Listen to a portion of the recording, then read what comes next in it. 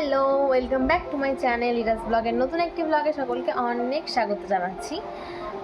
তো এই কদিনের অসুস্থতা কাটিয়ে আজকে আবার ডেইলি ব্লগ শুরু করলাম।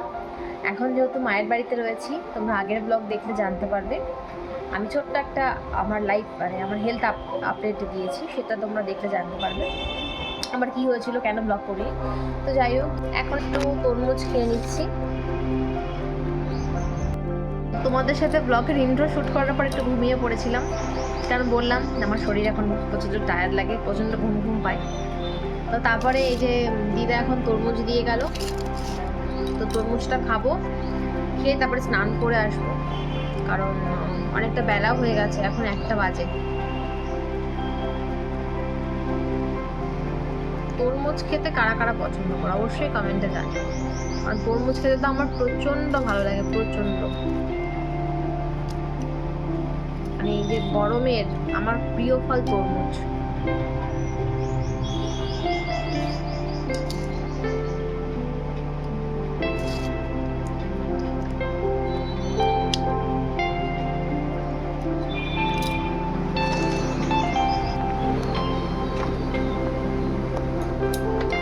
তো তারপরে স্নান করে খাওয়া দাওয়া করে আমি একটুখানি রেস্ট নিয়ে নিলাম, আর তারপরে বেরোবো।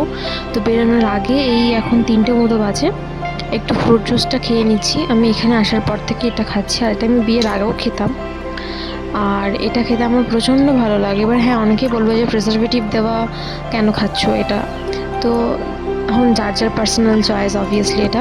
তো আসল ফল খেলেও যে কোন এটাতে আলাদা গুণ আমি জানি, কিন্তু তার সত্ত্বেও এটা খেতে আমার ভালো লাগে, এর টেস্টটা আমার খুব ভালো লাগে, সেজন্য এটা আমি খাই। আর আমার গলাটা একটু ভেঙে গেছে, তার জন্য সরি সকলকে।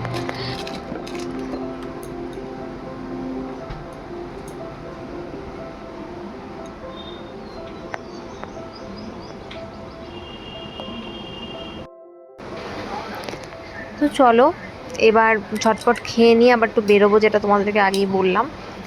মায়ের ডাক্তার দেখাতে যাব, দাঁতের ব্যথা, সেজন্য ফেস ওয়াশ করে নিচ্ছি। ফেস ওয়াশ করে এখন যেহেতু রোদ আছে, তো সেজন্য একটু সানস্ক্রিনও অ্যাপ্লাই করব।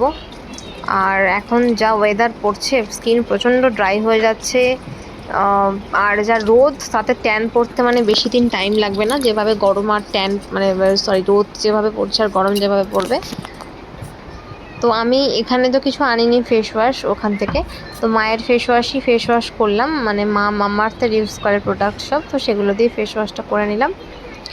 এবার মামাআর্থেরই সানস্ক্রিন আর একটা ফেস ক্রিম অ্যাপ্লাই করব, করে ঝটপট রেডি হয়ে বেরিয়ে যাব। দাঁতের ডাক্তারের ওখানে যাব, মানে মা যাবে, তো মা আসছে অফিস থেকে, ট্রেন থেকে নেমে ওখানেই কাছে, আর আমিও এখান থেকে যাচ্ছি।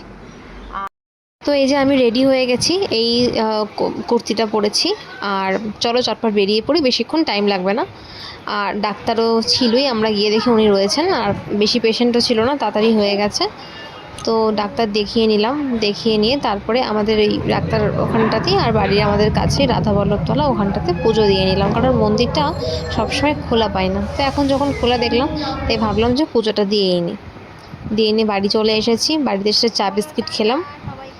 আর এই যে আমার বোন, ও তো একদম ভিডিও করা দেখলেই যে হাত নাড়াচ্ছে, দেখতেই পাচ্ছ তোমরা, খুব খুশি। তো কথা বলছে, অনেক কিছু বলছে, আমি আর ভয়েসটা অ্যাড করলাম না। এই পর্যন্তই ছোট্ট একটা ব্লগ শেয়ার করলাম, আশা করছি তোমাদের ভালো লেগেছে। ভালো লাগলে লাইক কমেন্ট করতে ভুলো না। দেখা হচ্ছে নতুন একটি ব্লগে আবার।